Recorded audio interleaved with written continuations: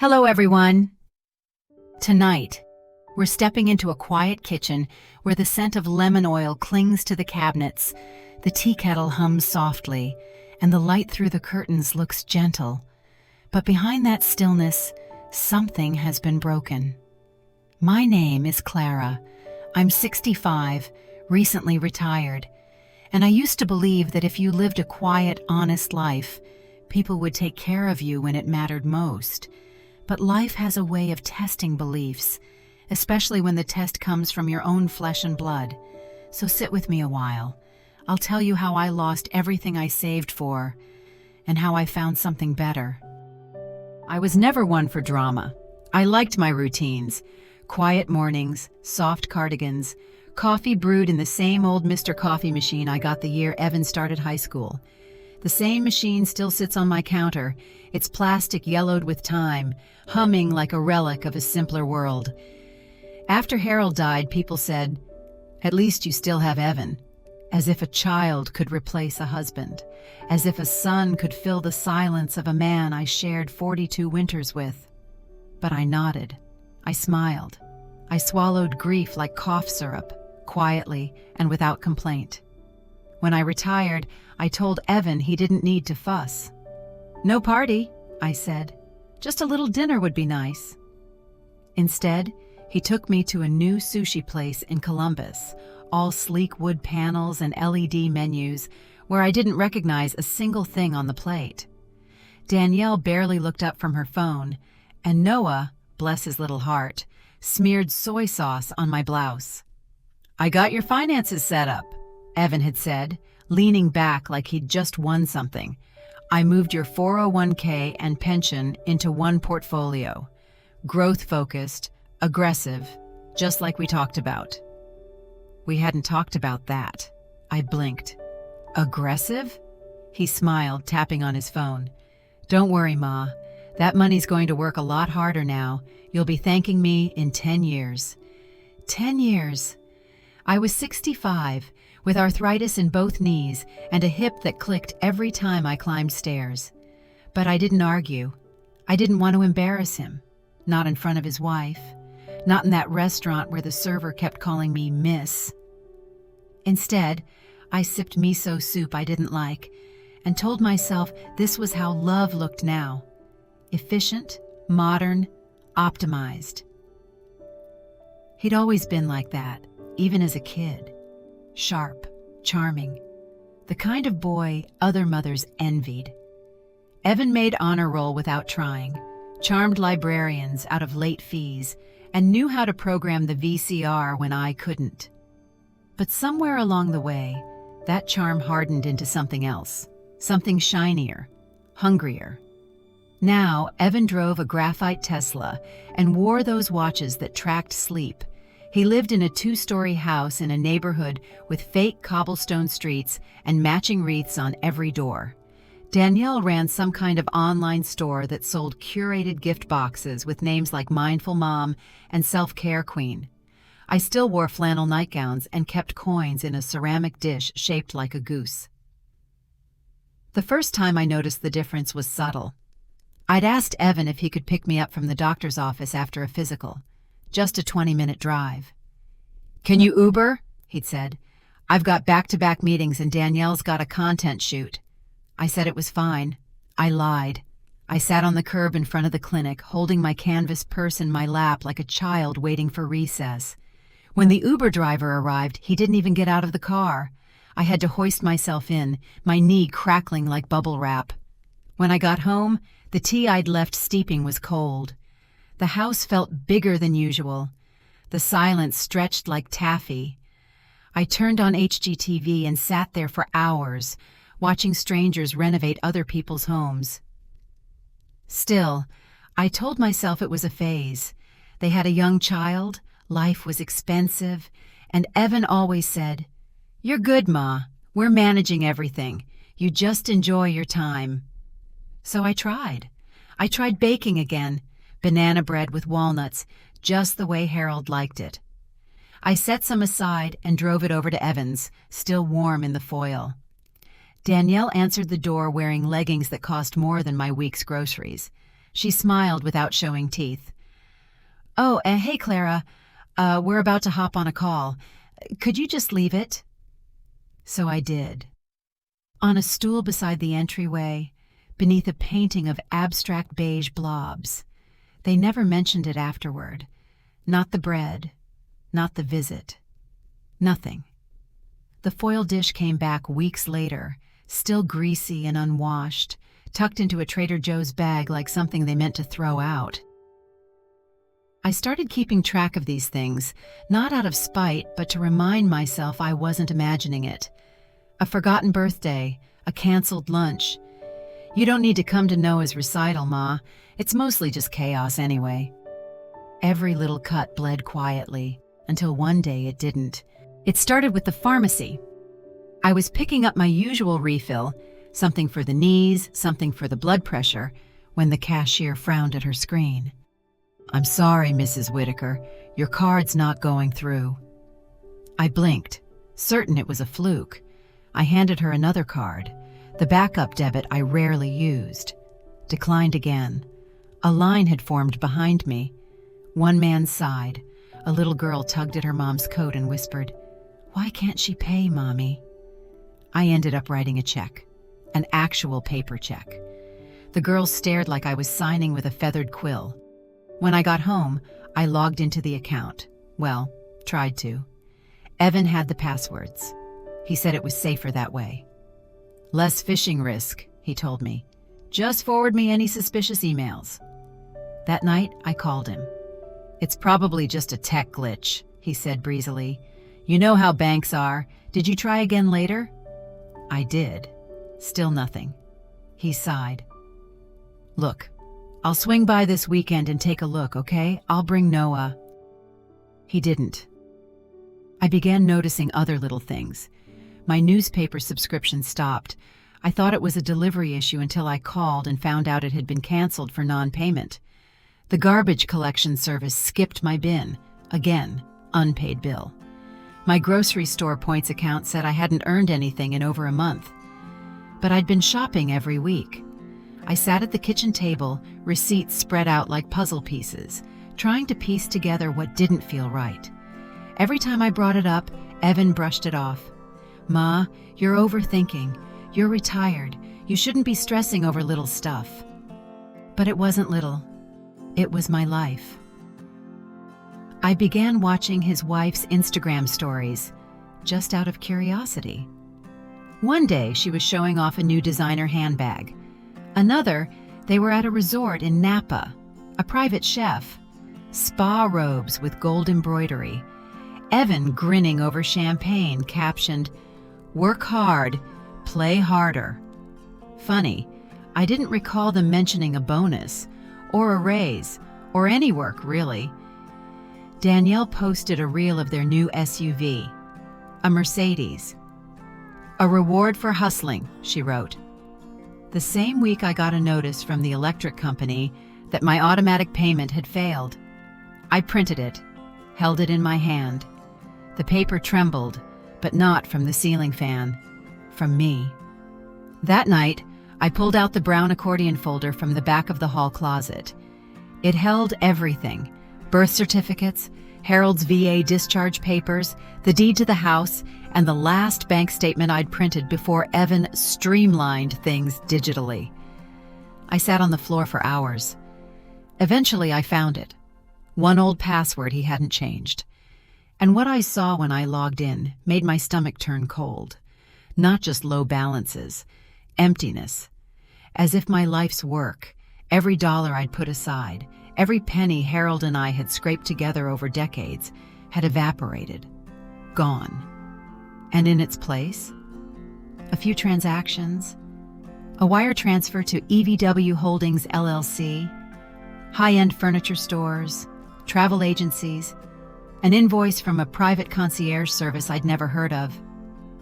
I didn't cry. Not then. Instead, I closed the laptop, went to the bathroom, and threw up into the sink. And when I wiped my mouth, I didn't recognize the woman in the mirror.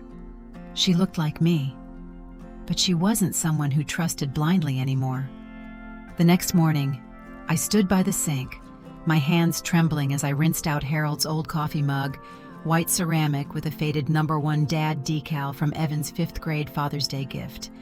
I couldn't shake the feeling that I'd missed something, that it had been unraveling for longer than I realized, like a sweater slowly losing its shape, one unnoticed tug at a time. Later that day, I walked down to the local branch of the credit union Harold and I had used for 30 years. The same woman, Jean, was still at the front desk. She recognized me. "Clara, haven't seen you in a while." I tried to smile. "Could we talk in private?" Jean brought me into a small glass office, its fake plant dusty in the corner. When I explained what I'd found, or rather, hadn't found, her face stiffened. She typed a few things on her computer, frowning. "I'm afraid you're no longer listed on this account, Clara," she said gently. My heart thudded. "What do you mean? It's my account." "It was," she replied. "It looks like it was changed to business ownership under EVW Holdings last year. We mailed a notification to your address." "I never saw that letter." She hesitated, then leaned in. "I can't give you details, but you might want to contact an attorney." I left the building lightheaded, my breath coming in shallow bursts. Outside, the wind had picked up. Dry leaves scattered across the sidewalk like broken promises. My fingers clutched Harold's mug inside my tote bag, the ceramic now cold against my palm. This wasn't a glitch. This was betrayal. I waited 3 days before calling Evan. 3 days of silence, of trying to piece it all together, trying to find a version of the story where he wasn't the villain. Maybe it was an oversight, a clerical error. Maybe EVW Holdings was a shell account for something else, a business venture, something he forgot to explain. But deep down, I knew. So when I finally dialed his number, I already had my voice rehearsed, steady, not angry. I didn't want to accuse him. I wanted to give him a chance. "Hey, Ma," he answered, cheerful. "How's the weather over there?" "Evan," I said slowly. "I checked my account. The retirement one. It's empty." There was a beat of silence, then, "What?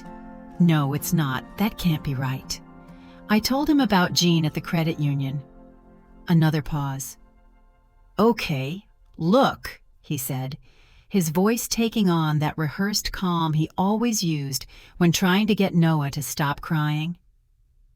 "Let's not overreact. Some of the money was temporarily allocated to the business. It's all structured legally. You're still listed as a silent partner." I nearly dropped the phone. "Evan, I didn't agree to be part of any business. I gave you my accounts to manage, not to liquidate." "It's not liquidated," he said, defensive now. "It's invested. In us. In the future. We're building something bigger, Ma." "You're building a life I'm not even part of," he sighed. "You're overreacting. You always do this. You worry too much. You never trusted my judgment." "That's not true," I snapped, my voice breaking. "I trusted you more than anyone." More silence. "Look," he finally said, "we're about to sit down for dinner. Let me call you back tomorrow, okay?" He never did. The next week, I received a letter from a financial advisory firm. It was a thin envelope with heavy paper and a sleek logo. Inside was a form declaring a restructuring of assets under EVW Holdings LLC. My name was listed at the bottom, digitally signed. I never signed it. I drove to their office in downtown Columbus. The receptionist gave me a forced smile and said the advisor I needed to see was in a meeting. I waited 45 minutes in a leather chair that squeaked every time I moved. When I was finally called in, a young man with perfect teeth and a very expensive pen greeted me. "Mrs. Whitaker, everything appears in order. Your son provided documentation. As a family officer, he has discretionary authority." I never gave him that. He glanced at the file. "According to our records, the transfer was made with your full consent." I stared at him. "Then show me the consent." He tapped a few keys, then turned the screen. There it was. My name, my signature, forged. I left that office feeling smaller than I'd ever felt. Smaller than when Harold died. Smaller than when I had to sell his car because I couldn't drive stick. I sat in the parking lot and stared at the steering wheel, my fingers numb. My son had stolen from me. Not just money, he'd stolen the years I'd counted on. The cushion Harold and I had built, brick by brick. He'd sold off my safety for a Mercedes and wine in Napa and curated candles in Danielle's online store. There was no denying it now. And I didn't know what to do. So I drove, past my neighborhood, past the edge of town, until the landscape flattened out into soybean fields and the road buzzed beneath my tires like a lullaby I couldn't believe in anymore. I didn't cry, not yet. That came later. I didn't sleep that night. I sat in Harold's old recliner, wrapped in his flannel robe, the one he used to wear while watching late-night reruns of Cheers. The house was quiet, too quiet, and the tick of the mantel clock sounded louder than it had in years. The lamp on the end table cast a yellow glow on the old photo album in my lap. The green leather cover was cracked at the spine, the edges frayed like something that had been handled too much and loved too long. I opened it. Inside were the years I'd spent building a life with Harold and raising Evan. The photos smelled faintly of lemon oil and thyme. One of the first showed Harold and me in front of our first home in Columbus, a 2-bedroom with siding that always needed painting and a stubborn furnace that clanked in winter. We looked so young, so full of belief. I flipped through the pages, tracing the outline of Evan's smile over the years. There he was, age 4, holding a sparkler in one hand and a ketchup-stained hot dog in the other, barefoot on the driveway during a 4th of July BBQ. You could just make out the old Ford Taurus in the background, the car I drove to double shifts at the hospital and back home again while Harold worked construction. I remembered rushing home to get dinner started, throwing together tuna casserole in the Pyrex dish and flipping on the ceiling fan to drown out the sound of my aching knees. Some nights I fell asleep still wearing my nursing shoes. There was a photo from Evan's Little League championship. He'd struck out, but Harold still hoisted him onto his shoulders like he'd won the World Series. That night, we grilled burgers in the backyard and roasted marshmallows while Harold told him stories about his days in the Navy. We couldn't afford a vacation that summer, but Evan had said it was the best day of his life. I believed him. There were hospital bills, too, tucked between pages. Evan's broken arm at age 10, Harold's back injury, my gallbladder surgery. Every one of them meant something had to give. New tires on the car, the Christmas fund, the savings we promised each other we'd rebuild next year. I once pawned my grandmother's locket to pay for Evan's first car insurance payment, a gold oval with her initials engraved in cursive. I never got it back. He totaled that car within 6 months, and I forgave him, over and over again. One night, Harold left a note on the bathroom mirror. I'd found it before a 12-hour shift. "You carry more than your share, and still smile. Love you forever. H." I kept it. Even now it was flattened between 2 photos in the album. I ran my fingers over the words. The ink faded to gray. After Harold died, Evan promised me, "Don't worry, Ma, you'll be taken care of." He said it with tears in his eyes, holding my hands across the folding table at the VFW hall after the memorial. I believed him, because I wanted to, because he was all I had left. I closed the album and stared at the walls. The house around me was full of things that once brought comfort.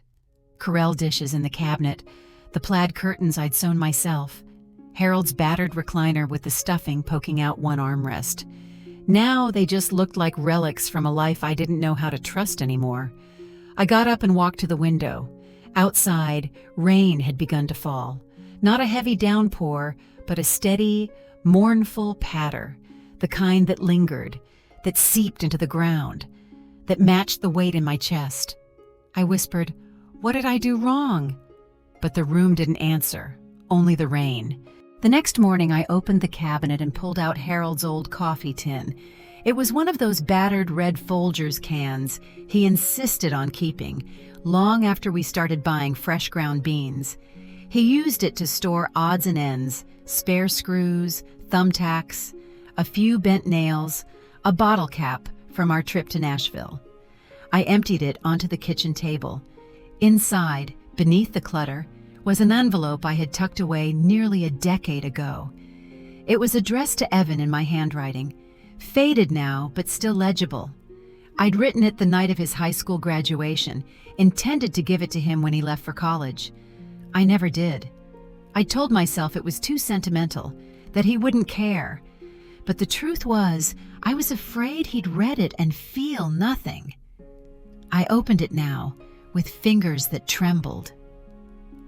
Dear Evan, tonight, as I watched you cross the stage in your cap and gown, I felt something I can't quite explain. Pride, yes. Joy. But also fear.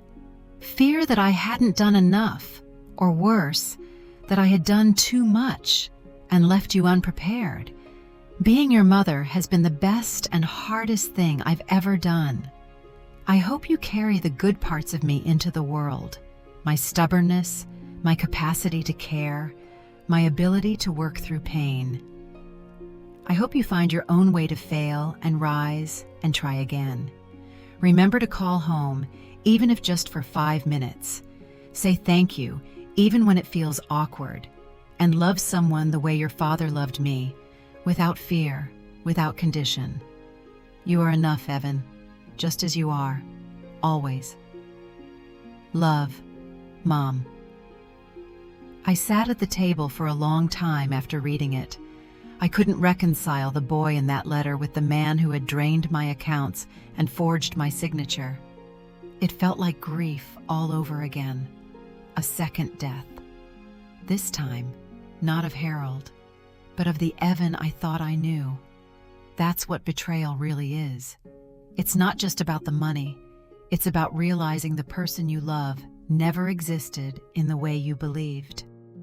That afternoon, I took the trash out and stood at the edge of the curb, watching the wind chase leaves across the pavement. The sky was gray and mean. It looked like it might snow, though it was only late October. Across the street, a teenage boy rode his bike in lazy circles. His mother yelled for him from the porch to come inside. He shouted back, "5 more minutes!" Something about it broke me. 5 more minutes. That's all I ever wanted too. 5 more minutes with the Evan who used to hug me without being asked. 5 more minutes of being needed, truly needed, not for my money or my name on a form, but for who I was. I went back inside and folded the letter again. I didn't cry. Instead, I put it back in the Folgers tin, right under the bottle cap, right where it belonged, with the things that used to mean something. The storm rolled in that night, and I sat by the window, watching it come. Later that evening, I pulled out the old shoebox where I kept scraps of my past, the corsage from my wedding, the receipt for our first down payment, the church bulletin from Harold's memorial. I found a second letter there, one I'd written but never finished. It started with, "Harold, I'm trying my best," and stopped mid-sentence. I reread it now, and for the first time in years, I let myself cry. Not loud sobs, but the kind of quiet tears that come when your body is too tired to argue with your heart. I missed him. I missed having someone who saw me, who heard me when I didn't say a word. Evan had stopped listening long before he stole from me, but I hadn't wanted to admit that. I'd held on to hope like it was a lifeline, and it had frayed, then snapped. I made myself tea in Harold's favorite mug, the one with the chipped handle and faded print that said, "World's okayest golfer." It still smelled faintly like Earl Grey. I sat at the kitchen table and stared at the dark window. If Harold were here, he wouldn't have told me I was stupid for trusting Evan. He would have held my hand and said, "We loved him. That's not something you apologize for." But he wasn't here, and the person Evan had become didn't deserve that kind of love anymore. That was the hardest part to accept. Not the betrayal, not the money, but the letting go. The next morning I made oatmeal from scratch, the kind Harold used to like, with brown sugar, raisins, and a splash of milk. I didn't know why I bothered. Maybe I just needed to go through the motions. Maybe I wanted to feel like something still made sense. The spoon clinked against the bowl as I sat in silence, the radio playing some tinny old song from the 70s. I couldn't even remember the title, just the way Harold used to hum along off-key while shaving. The kind of sound that once annoyed me, but now I'd give anything to hear again. I looked around the kitchen, the linoleum floor we never replaced, the scratched wooden cabinets, the small chip in the window where Evan had tossed a baseball too hard years ago. I'd told him to be careful. He promised to be. He broke that promise too. After breakfast, I took out the financial folder again, thick and heavy. It was stuffed with years of statements, tax returns, and scribbled notes from Harold, his neat handwriting on yellow legal paper. I found the page where he'd mapped out our retirement plan. He'd written, "Clara gets full access, no matter what." It had his signature, notarized. My eyes blurred reading it. That wasn't the paper Evan forged. This was real. Proof that Harold trusted me, even when I didn't trust myself. At the bottom of the folder was something I hadn't noticed before. A sticky note, folded in half, wedged between the manila pages. "Check Vault Box 218. Keep private." Vault? I remembered now. Harold had once mentioned a lockbox at the old local bank, the kind with a real key and a combination. I'd never thought much of it. He'd called it just a backup. My hands shook as I pulled out the tiny safe deposit box receipt, still stapled to an old statement. The branch manager at Riverstone Savings gave me a puzzled look when I showed the slip. "Well, ma'am, that box hasn't been accessed in nearly 15 years. She led me into a quiet back room with wood-paneled walls and a heavy door that sealed like a vault in a spy movie. Inside, I opened the box with her key and mine and pulled out a dusty black envelope and a small stack of papers. What I found made my heart stop. A patent document, registered under Harold's name, and below it, a letter from a manufacturing company in Illinois, dated just 6 months ago, offering a 7-figure buyout for exclusive rights to the design. I had never heard of the product, something small and mechanical, like an industrial latch, but that didn't matter. What mattered was this. Harold had prepared for this. He had seen, even in death, the possibility that Evan might fail me. I sat alone in the car outside the bank, clutching the envelope to my chest like a lifeline. Cars passed. A woman jogged by with a stroller. Somewhere in the distance, church bells rang 12 times. I was shaking, not from fear or even grief, but from the first pulse of something new. Resolve. I drove home with the windows down. The air was cold, and it bit at my cheeks, but I didn't roll them up. I wanted to feel it, all of it. The morning after the bank visit, I woke before dawn. The air in the house was cold, and my breath hung in the hallway like a question. I wrapped myself in Harold's flannel robe again and sat down at the dining room table, spreading the contents of the envelope out like a high-stakes poker hand. There was the patent, crisp and official, with its embossed seal. The letter from the Illinois firm offering to license it for 7 figures. A second, smaller envelope caught my eye, one Harold had marked in his meticulous handwriting. For Clara, only if needed. I opened it with hands that knew reverence. Inside was a card. Gloria Moreland, attorney at law. I hadn't seen Gloria in years. She was Harold's old friend from the Navy, sharp as a tack and didn't suffer fools. They used to trade war stories over whiskey on our back porch, laughing like teenagers. After Harold's injury, Gloria had helped him set up his modest consulting business, and, as I now saw, helped register the patent too. I dialed the number. It rang 3 times. Then, that voice, warm, dry, still laced with a southern twang. "Gloria Moreland speaking." I swallowed. "Gloria, it's Clara, Clara Templeton." Silence. Then, "Well, I'll be damned. How long's it been, sugar?" "Too long. I found something Harold left. I think he meant for me to come to you." Within hours, I was in her office, sipping chamomile from a mug that said, "Not today, Satan." Her walls were lined with books and old photos, her in uniform, her with Harold, her shaking hands with someone who looked suspiciously like Bill Clinton. I slid the envelope across the table. She scanned it, fast but thorough. When she looked up, her eyes had changed.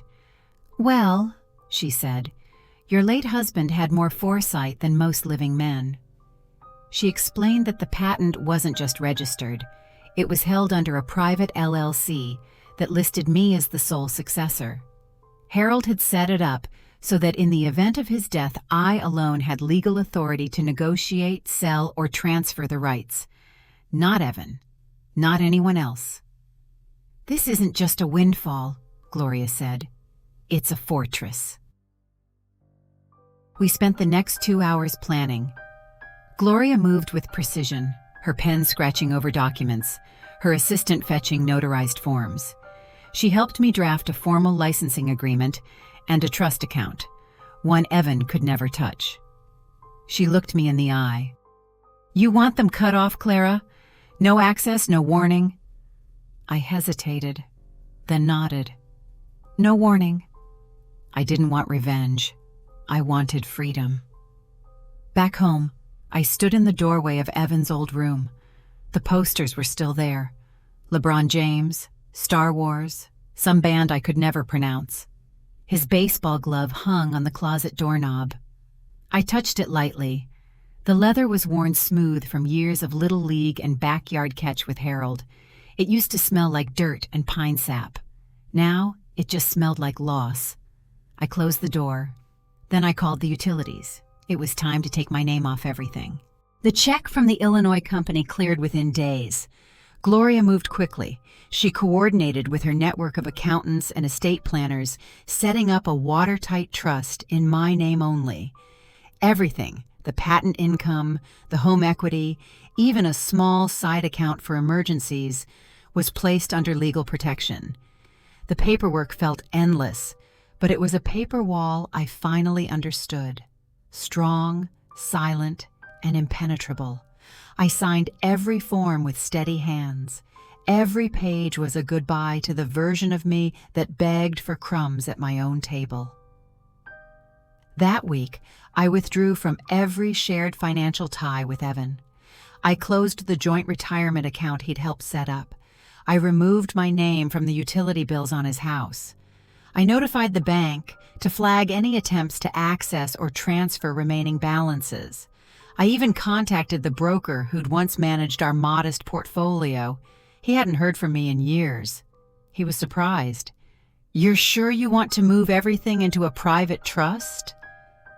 "I'm sure," I said. "It's time." I didn't tell anyone what I was doing, not Evan, not his wife, not the few neighbors who still waved at me from across the street. I simply moved through the motions like a ghost, quiet, deliberate, fading from the parts of their world they'd taken for granted. It wasn't dramatic. It wasn't vindictive. It was survival. In the afternoons, I went walking through the old park with the cracked benches and the duck pond where I used to take Evan when he was 5. I passed the same oak tree he'd once carved his initials into, back when he still believed the world was full of magic. The carving had faded, but not disappeared. Neither had I. One night, I sat down and wrote a list. At the top, I wrote, "What is mine?" I listed the trust, the house, for now, my name, my time, my dignity. By the time I finished, the paper was almost full.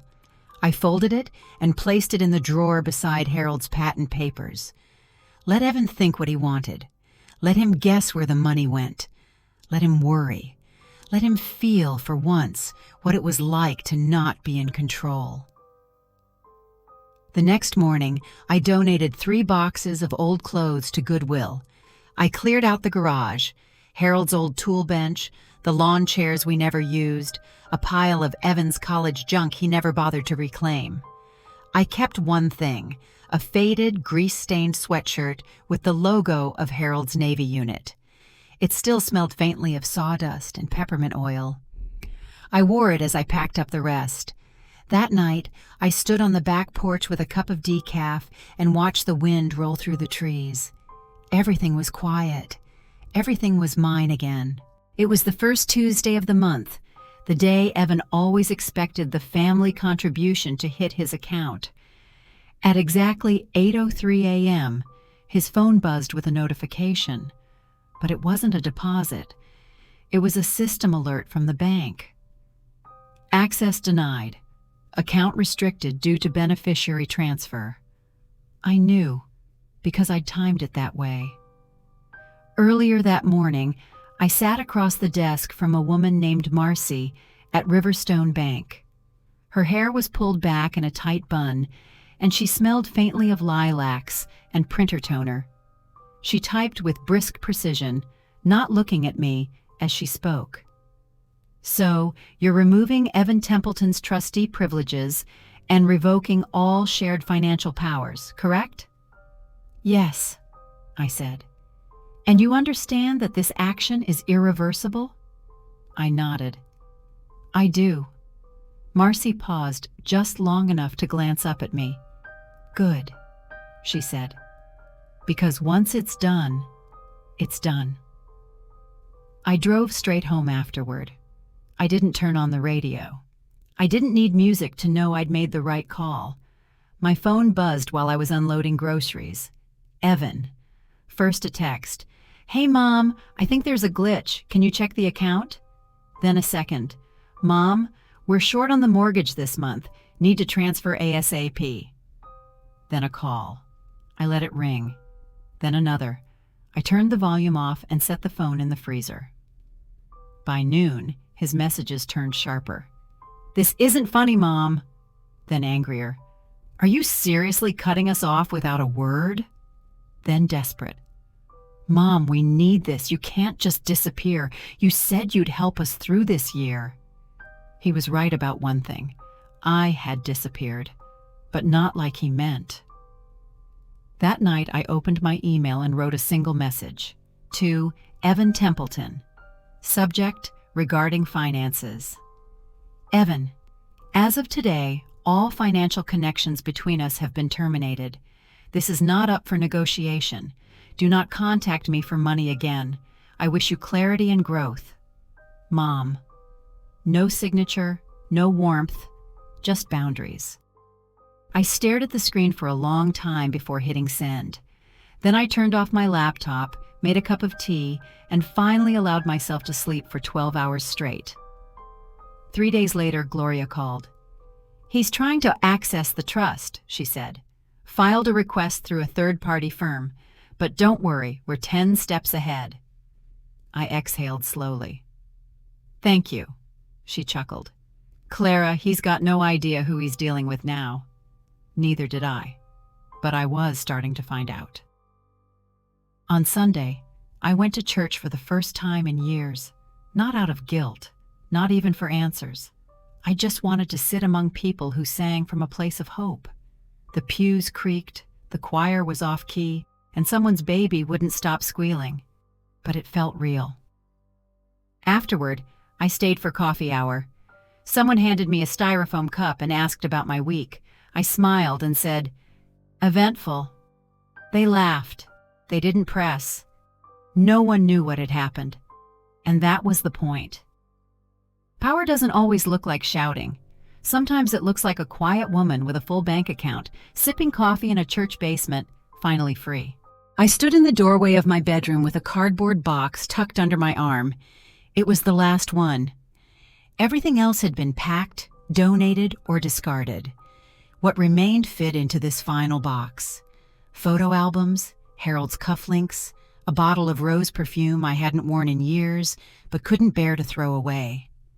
The walls were bare now, just outlines where frames had once hung. The silence wasn't hollow. It was clean. In the garage, I looked around one last time. The house smelled of pine cleaner and dust, old memories scrubbed down to their bones. I paused by the pegboard wall where Harold used to hang his tools in perfect order. Most were gone now, given to the neighbor's boy who liked to tinker. But one hammer remained, rusted slightly, handle worn from use. I picked it up, held it in both hands, then gently set it back. I left a single envelope on the kitchen counter. Not for Evan, for the new owners. May this house bring you peace. May the porch hold your laughter. May the walls remember love. I didn't sign it. When I walked outside, the sun hit my face, warm and unforgiving. My car, a used but sturdy Subaru Forester, was packed and ready. The passenger seat held a travel mug of coffee and a small bouquet of daisies I'd picked from the yard. I didn't look back when I pulled out of the driveway. Some things aren't meant to be mourned, just left behind. It happened at the wine store. Evan had insisted on picking up a bottle of Silver Oak Cabernet for a client dinner, something about impressing a new investor. The woman behind the counter rang it up, along with a wedge of imported brie and a sleeve of crackers. The total blinked on the screen. $129.47. He slid his card confidently. Declined. He chuckled and handed her another. Declined. He blinked. "Try it again," he said, his voice suddenly thinner. The cashier gave him a polite smile, one practiced for such moments, and swiped again. "Still not going through, sir." A line had begun to form behind him. An older man coughed. A woman checked her watch. Evan's face flushed. He leaned over the counter. "That can't be right. This card is linked to a trust account. There's always money in there." "Maybe you should call your bank," the cashier offered gently. He didn't respond. He just left the items on the counter, turned on his heel, and walked out. In the car, his hands trembled as he dialed the number on the back of his card. A robotic voice confirmed what he feared. "This account has been restricted by the beneficiary trustee. Please contact your administrator." He hung up, heart pounding. He tried Clara next. Straight to voicemail. "Mom," he hissed, "something's wrong with the trust. Did you change the settings or something? I need to pay for this dinner tonight. Call me back." No response. By the time he got home, the simmer had become a boil. Caitlin was already in the kitchen, scrolling through her iPad and sipping from her Stanley tumbler. "Did you know the credit card bounced at the gas station this morning?" she said without looking up. "I had to use my personal debit." "It's a mistake," Evan snapped. "I'm dealing with it." She finally looked at him. "Is this about your mom?" Evan froze. "What?" "She sent me a text 2 days ago, said she's moving, didn't say where." "You didn't think to tell me that?" Caitlin raised her eyebrows. "You told me you had everything under control." He threw his keys onto the counter. "Well, I don't." "Clearly." They stared at each other. For the first time in years, there was no pretense between them, just blame, suspended like dust in sunlight. That night, they fought behind a closed door while their daughter watched cartoons on the couch. "You were supposed to talk to her." "She's your mother, Evan. You said we'd be fine if we just kept her happy." "I didn't think she'd ghost us. Neither did I." By midnight, the house was quiet again, but not settled. Evan sat at the dining table, phone in hand, reading the last message from Clara over and over again. It was only one line, and it wasn't even to him. It was the notification from the bank. Your account has been disassociated from Trust ID 34809B. No further activity authorized. The finality of it chilled him more than any silence ever could. He stayed at the table long after the rest of the house had gone dark. The glow from his phone screen faded to black, and still he sat, elbows on the wood, head bowed low like a man in prayer or punishment. He thought back to the day he broke his arm in 3rd grade. He had been riding his bike too fast down Elmhurst Hill, trying to impress 2 neighborhood kids. The tire caught a crack. The fall was hard, the pain immediate, but the thing he remembered most wasn't the ambulance or the cast. It was the way Clara had run. She was barefoot, still in her flannel robe, sprinting down the block the second she heard the neighbor yell. She dropped to her knees beside him, cradled his dirt-smeared face with both hands and whispered, "I've got you. I've got you."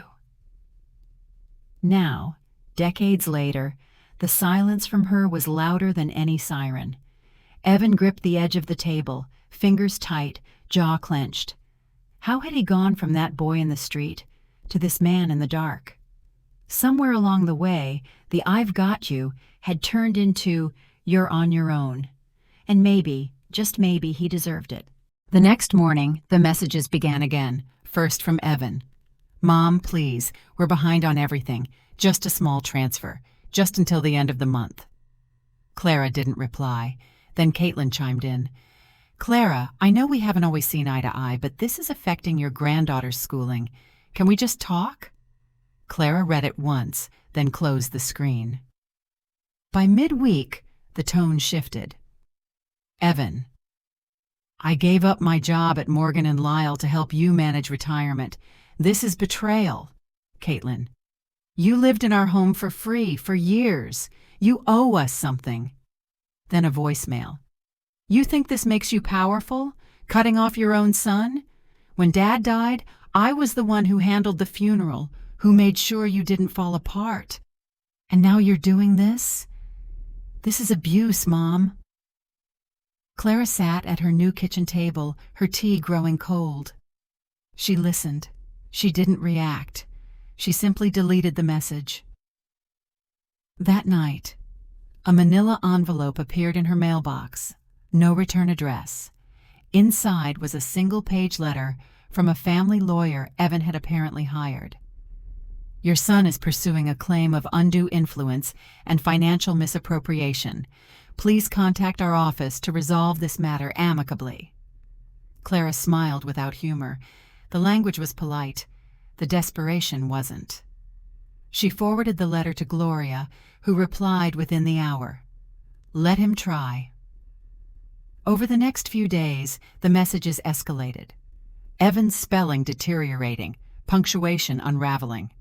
"I hope you're proud. We'll see what a court thinks about all this. You just wait. You'll regret this."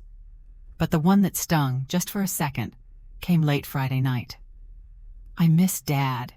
He'd never have let you become this." Clara stared at that one a long time. The cursor blinked in the reply box. She typed nothing. She closed the laptop. Later, in bed, she pulled the old sweatshirt of Harold's tighter around her shoulders and turned off the light. Let Evan rage. Let the silence answer him back. That night, Clara lay awake long after the house had quieted. The silence reminded her of another night, one that had haunted her more than she liked to admit. Evan had just graduated from college.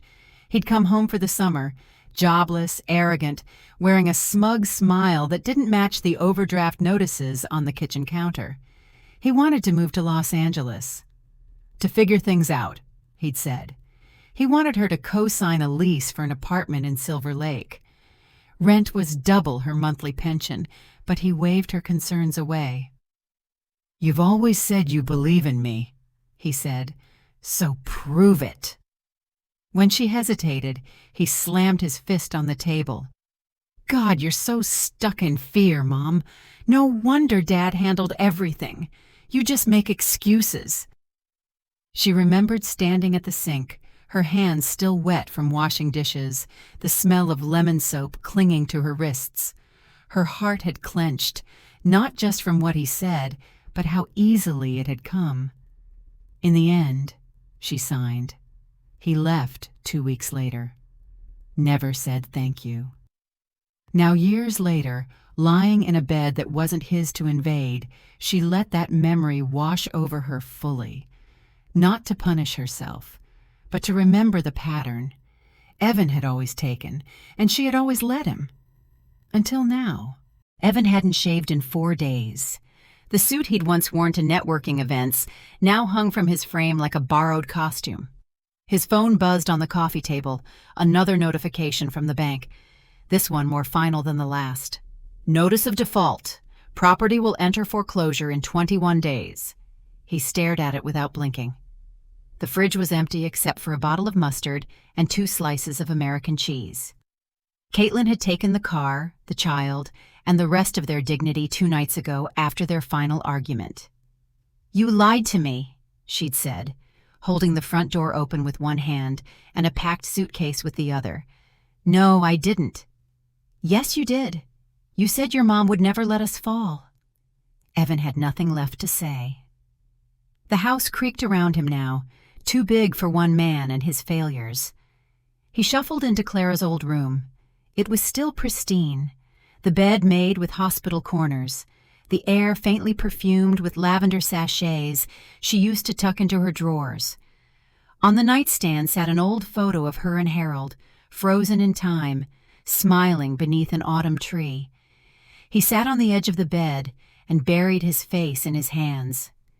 Then, almost on instinct, he pulled out his phone. The last message he'd sent Clara was still unread. He tried one more. "Mom, please, I messed up. I see that now. I know I said terrible things, but I'm scared. I'm losing the house. Caitlin's gone. I don't know what to do. Please, just talk to me. Please." He stared at the screen, waiting for the dots to appear. They didn't. Minutes passed, then hours. Finally, sometime before dawn, he played her last voicemail again, just to hear her voice. But there was no comfort in the silence that followed, only the ticking of the old wall clock in the hallway, echoing like a judgment, and the sound of rain beginning to fall. He wandered the hallways like a man searching for something he'd never owned. The house, once filled with noise, TVs in every room, the hum of the dishwasher, the pings of Caitlin's text alerts, now felt like an echo chamber of failure. Dust gathered on the banister. Light bulbs flickered overhead. He opened the door to his daughter's room. The princess sheets were gone, the stuffed animals, the finger paintings taped to the wall, even the tiny pink night lamp, all packed away by Caitlin. In their place, blank walls, a bare mattress, silence. He sat down on the edge of the bed, picked up a single glitter sticker that had fallen behind the dresser.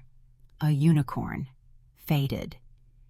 He stared at it for a long time.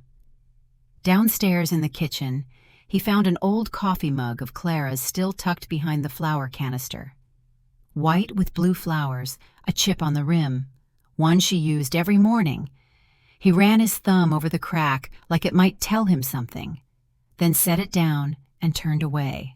The house sat on the edge of a quiet lake just outside Franklin, Tennessee.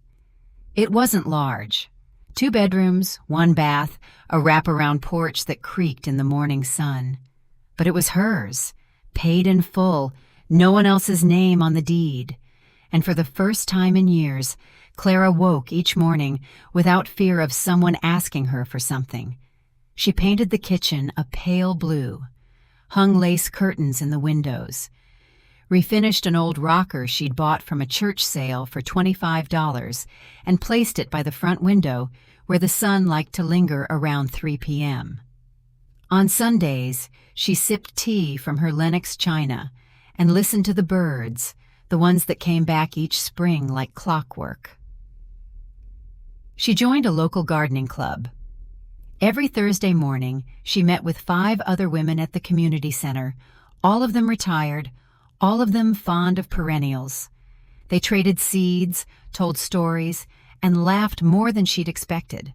Clara found herself volunteering to help plant tomatoes at the local high school, and even brought home a few heirloom seedlings for her own little plot behind the porch. She hadn't had dirt under her fingernails in years. It felt good. One evening, she hosted her first visitor. A woman named Dottie from the gardening club stopped by with a basket of muffins and a smile that didn't pry. They sat on the porch, swatting at mosquitoes and talking about weather, soil, and the virtues of raised beds.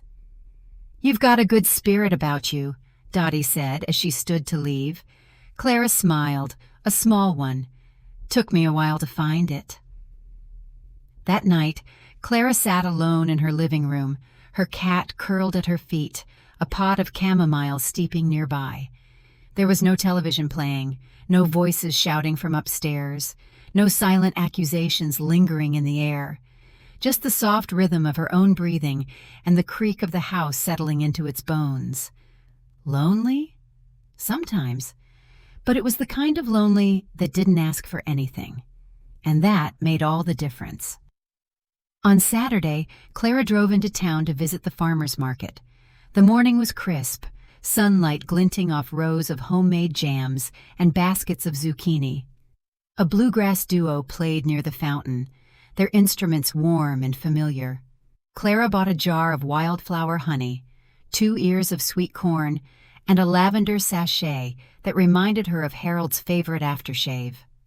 She was browsing the herb stand when she overheard 2 women chatting near the kettle corn booth. "Did you hear? The Morrisons' house finally sold. That Evan boy, Harold and Clara's son, packed up and left in the middle of the night, I heard.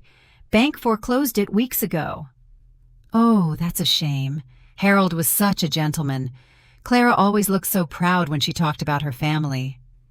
Clara kept her gaze on the sprigs of rosemary. She didn't flinch, didn't interrupt, just tucked the lavender sachet deeper into her basket. Later, as she walked back to her car, she thought about what the woman had said. Pride. She had been proud once, of Evan, of what she thought he might become. Now she was proud of something else entirely, of getting out, of choosing herself, of planting something that didn't take and take and take. It started with a box in the back of the closet. She had meant to toss it, another pile of old tax returns and Harold's fishing magazines, but nestled between them was something unexpected, a navy blue notebook with the words "Field Notes" embossed in gold. She opened it carefully. Inside, Harold's handwriting ran in neat, patient lines, schematics, lists, margin notes, ideas for a mechanical device she dimly remembered from years ago, something to do with pressure valves and irrigation systems. Clara smiled. Harold had always been tinkering, always sketching. But what struck her wasn't the invention. It was the margins. Notes like, "Ask Clara what she thinks of this design," and "Clara said the curve here feels too sharp." Probably right. She ran her fingers over the ink, tracing the faded blue lines like Braille. He'd listened. He'd valued her judgment. That night, she found herself journaling for the first time in years. At first, just bullet points, weather, what she planted, what the cat knocked over. But soon the words flowed longer, messier, memories, observations, lines that began to sound like poetry. The next Thursday at Garden Club, she brought a small page with her, tucked into her purse like contraband. After the plant swap and lemon cookies, when the conversation lulled, Clara cleared her throat. "I've been writing," she said. The women turned, curious. She read one piece, just a paragraph. Silence. Then Dottie smiled. "You've got a voice, Clara. Don't you dare keep that to yourself." Encouraged, Clara began attending the local library's senior writing circle. Once a week, they gathered around a long oak table and read aloud under soft lamps. Some wrote short stories, others memoirs. Clara brought pages from her journals. She wrote about Harold's hands and the way they always smelled faintly of cedar. She wrote about raising Evan, about losing herself. She wrote about silence and how sometimes it saves you. One evening, after reading a piece titled Second Bloom, she looked up to find two women quietly wiping their eyes. "You should submit that," someone whispered. Clara smiled, blinking back tears of her own. Maybe she would. The flyer had been tacked to the bulletin board at the library for weeks. Franklin Fall Fair, Community Voices, an evening of local readings. Clara almost didn't sign up. She'd passed the sign-up sheet 3 times before scribbling her name, half hoping the list would fill up and bump her off. But Friday night came fast. The town hall auditorium was strung with orange paper lanterns and smelled faintly of cinnamon and cider. Folding chairs lined up in rows. A podium stood beneath the banner, slightly crooked. People clutched programs and styrofoam cups of hot cocoa. She was 4th on the list. Her hands trembled as she stepped up to the microphone. "I'm Clara Hammond," she said, "and this piece is called Porch Light." The room quieted. She began. It wasn't long, just a page and a half, a meditation on the feeling of coming home, what it meant when someone left the light on for you, and what it meant when no one did, about choosing to leave the porch light on for yourself. When she finished, there was a beat of silence. Then, applause. Warm. Lasting. She saw Dottie wiping her eyes in the second row, and in that moment, Clara didn't just feel heard. She felt known.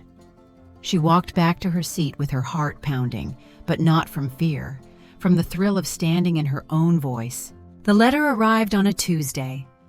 Clara found it folded neatly among a week's worth of grocery flyers and community newsletters. Her name written in Evan's handwriting, shaky but unmistakable. She didn't open it right away. Instead, she made herself a cup of tea, took it to the porch, and sat with the envelope resting on her lap, unopened. For an hour, she just listened, to the birds, to the wind, to her own breath. Then finally, she broke the seal. "Mom," it began. The letter was 3 pages long. Evan's words were stripped of charm, excuses, or bargaining. He didn't beg. He didn't flatter. He simply told the truth, that he'd failed, that he had blamed her for the gaps in his own character, that he now understood she hadn't been cold. She had been tired. Tired of carrying a grown man who refused to walk on his own. "I know I lost more than money," he wrote. "I lost my mother, and I don't expect you to forgive me, but I wanted to say it anyway. I'm sorry for everything." Clara read it twice, then again the next morning. She didn't cry. She didn't call him, but she didn't throw the letter away either. Instead, she folded it, placed it inside an old recipe box she hadn't opened in years, and slid it back into the cupboard beside Harold's journals. Then, on Saturday morning, she walked down to the lake with a small bundle of lavender in hand. She sat at the edge of the dock, watching dragonflies skim the water. When the wind was right, she lit a match and held the letter to the flame. It burned slowly, curling in on itself. When it reached her name at the top, Mom, she let it go. The ashes drifted outward over the water. She whispered a single word, peace. That night, she left the porch light on, not for anyone else, just in case one day she needed to find her way back to herself again.